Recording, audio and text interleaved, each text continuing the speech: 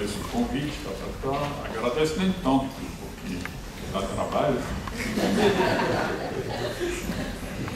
É um prazer de estar aqui com vocês, porque olhando, aí eu vejo companheiras de discussão, de luta, de anos. Né? Bom, mas eu vou falar mais para os estudantes, né? Porque eu acho que ainda é um pouco novo, né? Tudo o que discutimos e trabalhamos aqui. Né? Então eu acho que vale a pena um pouco me interessar, né, a quem está iniciando, está o caminho de se formar, para experimentarmos juntos a construção de uma ciência cidadã, né, que, no fundo, a trajetória dos que trabalham conflitos ambientais, justiça ambiental e cuidado ambiental,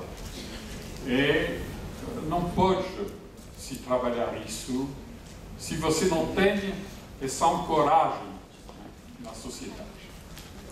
E se você não se coloca como perspectiva não só avançar numa produção acadêmica e intelectual, mas também avançar ao serviço de uma sociedade mais justa. É interessante que estamos num momento em que se festeja a saída de dezenas de milhões de pessoas da miséria e a ascensão do que dizem que se chama uma nova classe média. É muito perigoso, inclusive. Bom, mas enfim. E nós aqui vamos falar da contraface disso que está acontecendo. E vamos falar porque temos uma longa história que acompanha isso. E vou mencionar um pouco algumas coisas que fizemos esses anos, porque são elas a base da discussão hoje. Ora, em 2000, criamos a Rede Brasileira de Justiça Ambiental, num evento lá na Universidade Federal de Niterói, da Fluminense, e em que convidamos, foi várias ONG, eu nem me apresentei, né? Várias ONG, universidade, atingidos, povo indígena, quilombolas, enfim, de várias origens, e tínhamos convidado pesquisador norte-americano, Bullard, e que tinham desenvolvido a noção de justiça ambiental nos Estados Unidos, a partir da percepção e da análise que os depósitos de lixo tóxico nos Estados Unidos estavam localizados onde havia comunidade negra. Então, claramente, havia uma sobreposição de um caso grave de contaminação ambiental em muitas regiões dos Estados Unidos associado à pobreza, à discriminação. E quando nós refletimos sobre nossa realidade, vimos, olha, mas aqui não seria só depósito de lixo tóxico, porque são tantos casos tão variados, que manifestam uma injustiça ambiental. Quer dizer, o modelo de desenvolvimento afeta realmente, neste país, os pobres, o trabalhador, o morador de subúrbio, de áreas de zonas de sacrifício, atinge os afetados por eventos climáticos, mas que vêm do modelo, que vem da discriminação também de moradia, que vem de tudo isso, atinge quilombolas, atinge povos indígenas, enfim, uma lista infindável. Então, isso levou, eu acho que foi um elemento importante na criação de vários desses núcleos que foram listados aqui, e que vêm desde então, e já antes, alguns, desenvolvendo uma prática de pesquisa participativa, uma prática de intervenção também, a partir ligada a essa reflexão sobre justiça ambiental e conflitos. Nesse sentido, também, se desenvolverão ao longo do tempo vários mapeamentos sobre os conflitos, porque podemos ter a ideia de um aqui e um lá, mas quando a gente começa a mapear realmente o território brasileiro, pode-se ver que não, é em todo lugar, e que não é um, que não é 10, que não é 100, são milhares de conflitos neste país. Então, eu menciono o mapa aqui de conflitos no estado de Minas Gerais, desenvolvido pelo Gesta. O mapa, antes tínhamos feito no Rio de Janeiro o mapa dos conflitos no estado do Rio.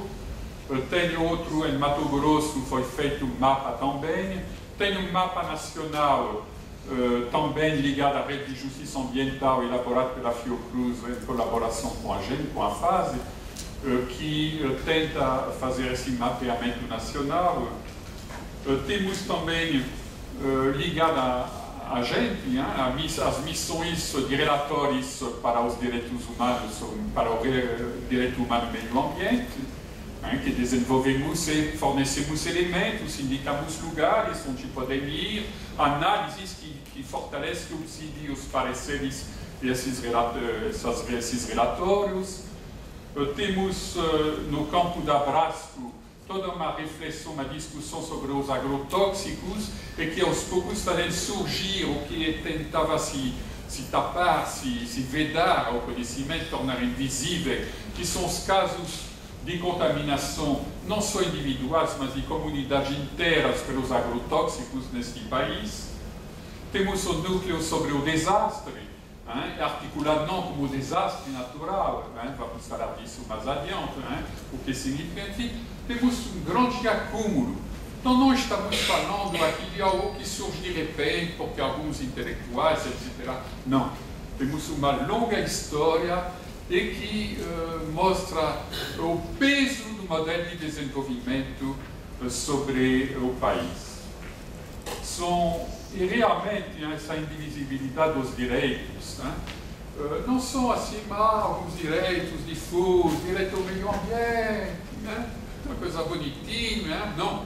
São direitos fundamentais que estão em jogo, o direito à vida, o direito a ser cidadão, o direito a ter um lugar para viver, enfim, direitos fundamentais, é isso que está em jogo. São pessoas, comunidades invisíveis, humilhadas, despossuídas, aniquiladas.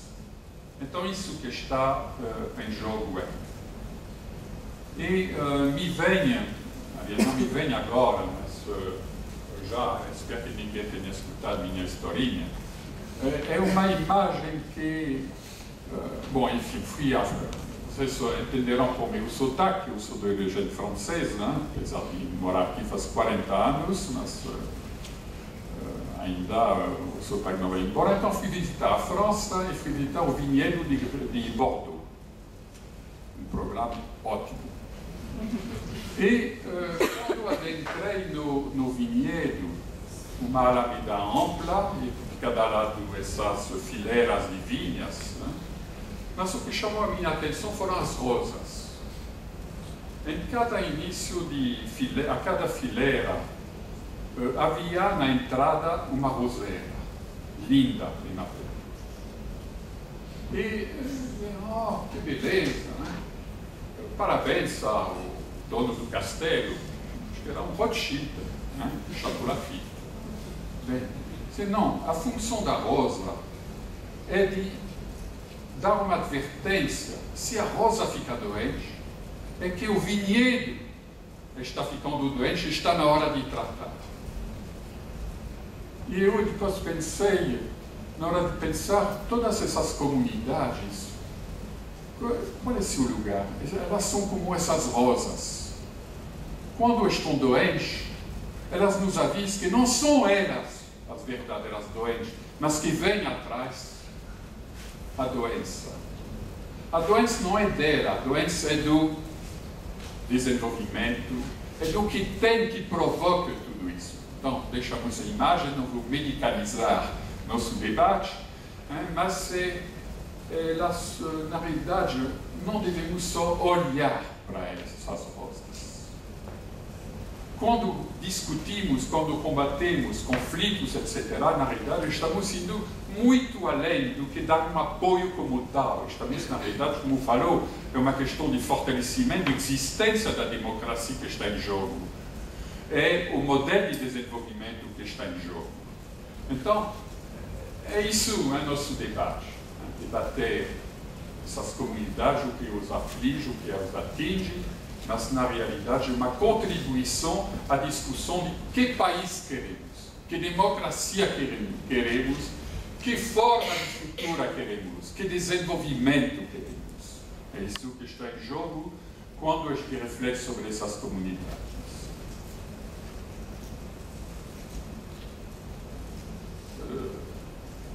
Já o doutor aqui fez menção a uma série de legislação internacional, de normas, que avançaram no reconhecimento da diversidade cultural. Poderíamos acrescentar, então, todo o que também avançou no plano ambiental, normas internacionais. Eu penso, por exemplo, na Declaração de Estocolmo, 72 já, onde é o reconhecimento da importância do meio ambiente para a qualidade de vida, para o bem-estar. A Declaração do Desenvolvimento, que mencionou, o protocolo adiciona à Convenção Americana sobre Direitos Humanos, que menciona também o direito ao meio ambiente, a Declaração do Rio de Janeiro, de 92, os tratados, a Convenção 69 da OIT. Então, tem um arcabouço, sem esquecer a Constituição Cidadã, a Constituição de 88, que define que o meio ambiente é um direito de todos. E entra a terceira geração como direito difuso.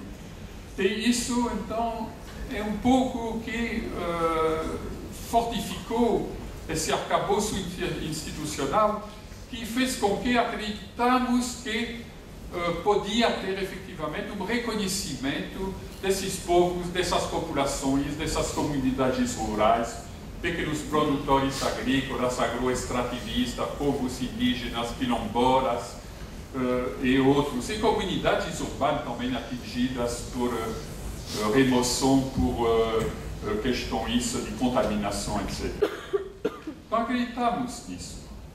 E porque também veio num momento, depois da guerra, com o fim da Guerra Fria, com a ONU, uma série de conferências que pareciam indicar um rumo de mais paz, mais solidariedade no mundo, com o impacto das questões ambientais, e todo mundo dizendo que tem que mudar, tem que enfrentar isso.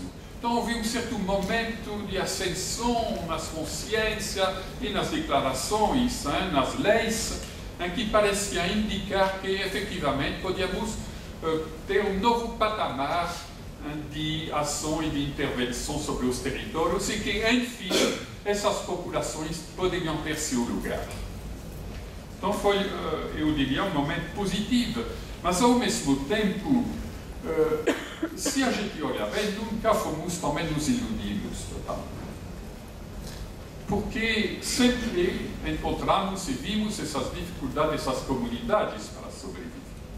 E, além disso, se a gente olha bem, por exemplo, a Agenda 21 na Rio 92, é muito interessante, tem uma série de capítulos extraordinários sobre a participação.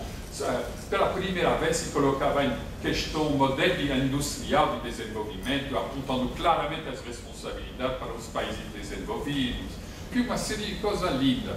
Mas, no meio disso, tem um capítulo segundo que parece que foi redigido pelos economistas de plantão. Quer dizer, todo o resto deixaram para os que querem um outro mundo, um planeta mais sustentável, tudo bonitinho. Mas o capítulo 2, não, peraí, isso é nosso. E aí, então, os economistas de plantão, junto com as grandes empresas, etc., escreverão um capítulo dizendo, olha, tudo isso vai se fazer à condição de se inserir no mercado mundial, à condição de respeitar o mercado, à condição de criar mais integração, entrada dos países no mercado. Aí então a gente via que tudo bem mudar, à condição que nada muda. Porque a Rio 92, e essa época, na realidade, em paralelo à ONU, se situava num discurso triunfal do neoliberalismo, depois de Thatcher e Reagan. Então, essa contradição estava. E então, quando nós aqui, muitos disseram, não, agora os povos indígenas têm sua vez, os quilombolas têm sua vez, uma agricultura familiar tem sua vez. Era verdade, era o momento de batalhar para isso, mas ao mesmo tempo estava claro essa contradição e ela não podia não se reproduzir aqui no Brasil.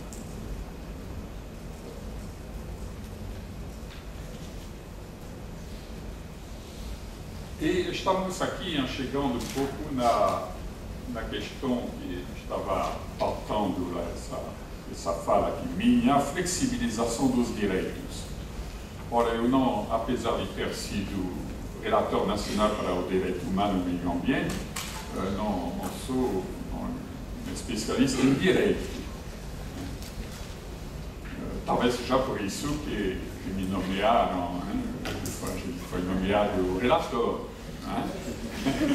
Talvez seja, mas tínhamos assessor, ele bem, que sabia bem da história. Bem. Mas o direito que eu entendo não se flexibiliza, o direito é sagrado. Então o que se flexibiliza? Não. As leis, não, lei é lei.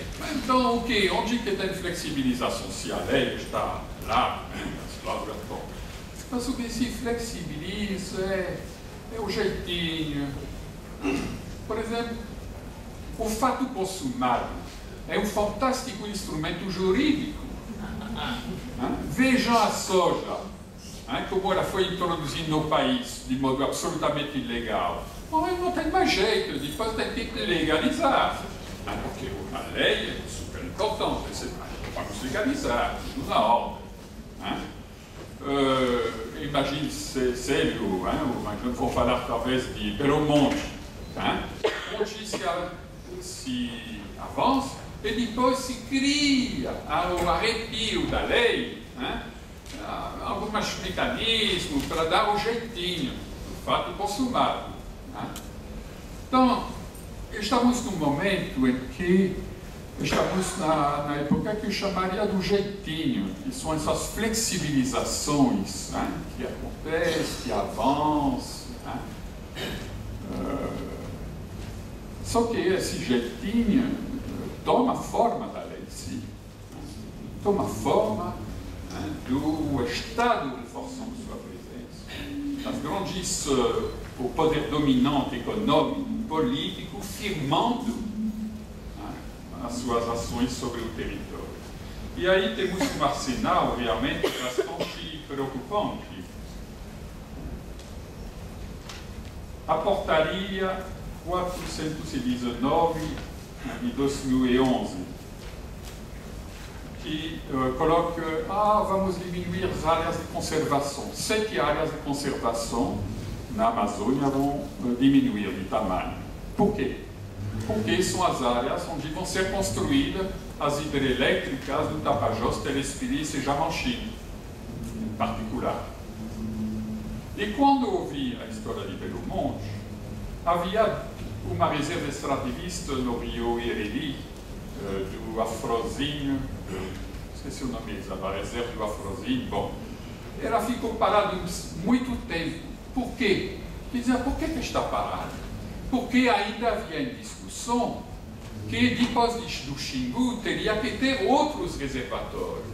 E se houver no futuro outros reservatórios, então não podia bloquear agora, colocando uma reserva extrativista que poderia impedir esse processo. Então, o que estamos vendo, e agora na futura, no Código de Mineração, provavelmente vai ser introduzida a figura de área de interesse estratégico, de interesse mineral. Áreas de relevante interesse mineral. Bom, e já está definida mais ou menos onde estão essas áreas. Então essas áreas também vão ser bloqueadas com certeza. Então já vai ter, se passa a tesoura.